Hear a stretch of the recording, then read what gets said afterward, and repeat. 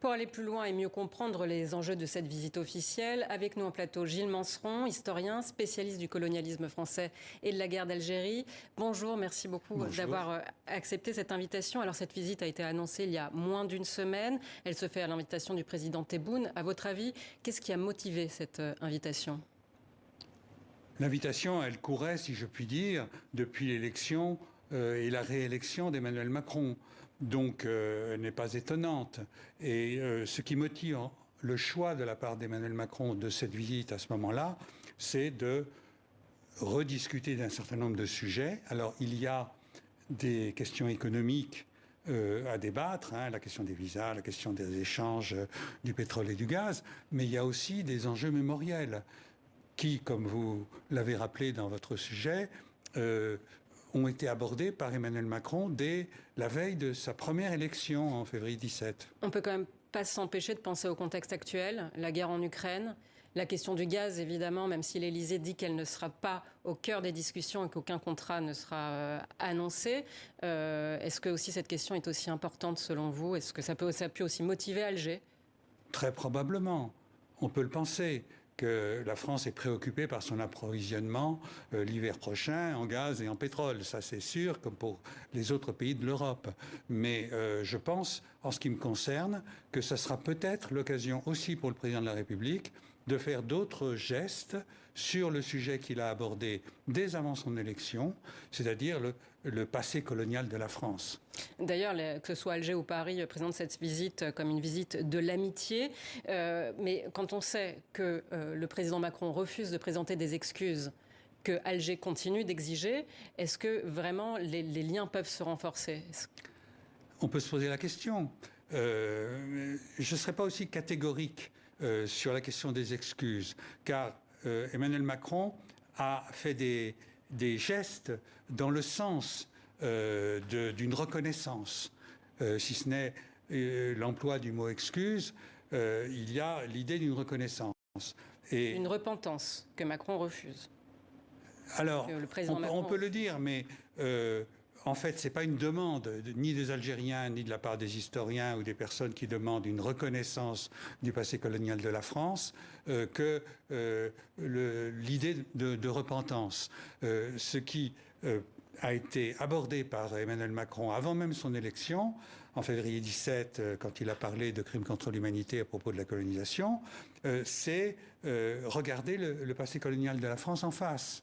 Et c'est là-dessus qu'il a fait quelques petits gestes après son élection, pas tout de suite et espacés dans le temps, mais quand même la reconnaissance de l'assassinat de Maurice Audin par les militaires français qui le détenaient, puis d'autres gestes qu'il a fait ensuite, vont dans ce sens. Peut-être sera-t-il amené à en faire de nouveau à l'occasion de ce voyage ou dans le cours de son deuxième mandat. Alors, à l'occasion de ce voyage, le président français veut aussi surtout se tourner vers la jeunesse. Il va rencontrer de jeunes entrepreneurs algériens.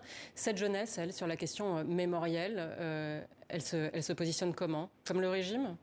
Alors, disons que la jeunesse, elle est assez peu informée des réalités de la colonisation. L'enseignement, nos collègues algériens le disent, n'est pas d'une excellente qualité sur les questions historiques en Algérie, dans l'enseignement secondaire ou même à l'université. Il y a de bonnes choses qui sont faites, importantes, mais c'est très inégal. Donc la jeunesse, elle n'est pas forcément bien informée. Elle est davantage informée par la tradition familiale et ce que les anciens leur ont appris.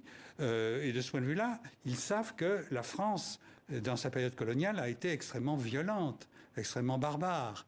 Et ça, c'est un ressenti de l'opinion, au-delà de la question du régime et de l'instrumentalisation que le régime peut faire de ces problèmes.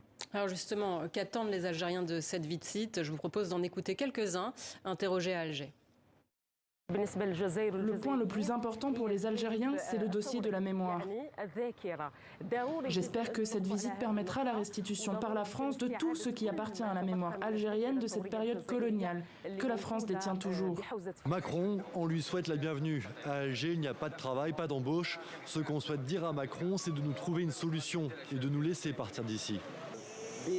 En tant que citoyen, je ne m'attends pas à grand-chose ni à rien de nouveau sur les intérêts de l'Algérie.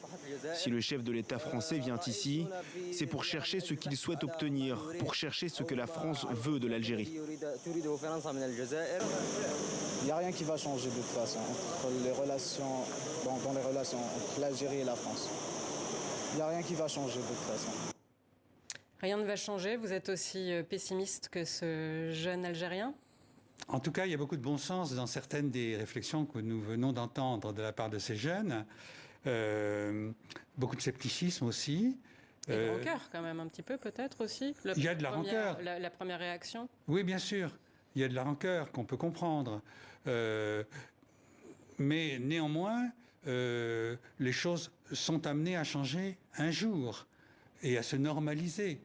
Tous les pays qui ont été en conflit connaissent par la suite, au prix de reconnaissance du passé, des phases de relations normalisées. Et c'est ce qu'on peut souhaiter à l'Algérie et à la France. La France a des gestes à faire de ce point de vue-là par rapport à son passé algérien. Encore des comptes à solder. Ah oui, oui, je le pense. Alors, donc la question mémorielle est au cœur des préoccupations des Algériens, mais on a vu aussi la question des visas, que le sujet d'avant nous présentait, est aussi essentiel. La France a réduit de 50% les visas délivrés aux Algériens. Est-ce que vous pensez que la situation peut évoluer ? Et c'est souhaitable qu'elle évolue. Dans le domaine où je suis, c'est-à-dire de l'histoire, des échanges, des discussions avec nos collègues algériens, on constate qu'ils ont du mal, bien souvent, à obtenir les visas nécessaires pour leurs recherches dans les centres d'archives en France. Et c'est regrettable. Ils devraient bénéficier plus facilement de visas de recherche, pour ce qui est des chercheurs, pour ce qui est des personnes qui ont de la famille en France, et ils sont très, très nombreux à être dans ce cas. On pourrait souhaiter aussi une généralisation des visas.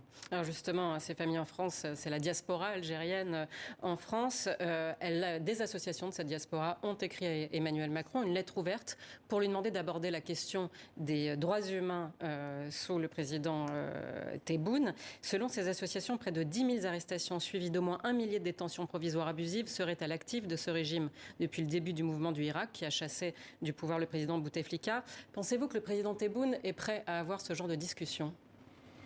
Écoutez, en tout cas, il y a des problèmes de droits de l'homme en Algérie, ça c'est très clair. Il y a des détenus politiques, des journalistes, des blogueurs qui sont en prison, parfois même sans être inculpés. Donc il y a des atteintes aux libertés publiques en Algérie. Est-ce à la France d'être le porte-parole de cela ? J'en suis pas persuadé. Est-ce qu'il y a un risque d'ingérence dans les affaires Il y a un risque d'ingérence, en effet. Algérienne. Et puis il y a un contentieux historique entre les deux pays. Quand le président français sera en Chine ou en je ne sais où, un pays d'Amérique latine, il peut parler des libertés publiques. Mais là, on va lui retourner la position de la France dans la période coloniale. Donc, à mon avis, la France doit avant tout et d'abord faire un travail sur son propre passé colonial. Aller plus loin que ce qu'a dit jusqu'à présent le président Macron, parce qu'il a, contrairement à ses prédécesseurs, et là-dessus il faut lui rendre hommage, exprimé la volonté de caractériser la colonisation comme contraire aux droits de l'homme, comme même porteuse de crimes contre l'humanité. Et il a fait quelques gestes pour montrer qu'il comptait s'engager dans cette direction. Eh bien, à mon avis, il pourrait continuer à faire de tels gestes. Il doit poursuivre sur cette voie, selon vous. Voilà. Merci beaucoup, Gilles Manseron, pour tous ces éclairages. Je rappelle que vous êtes historien, spécialiste du colonialisme français.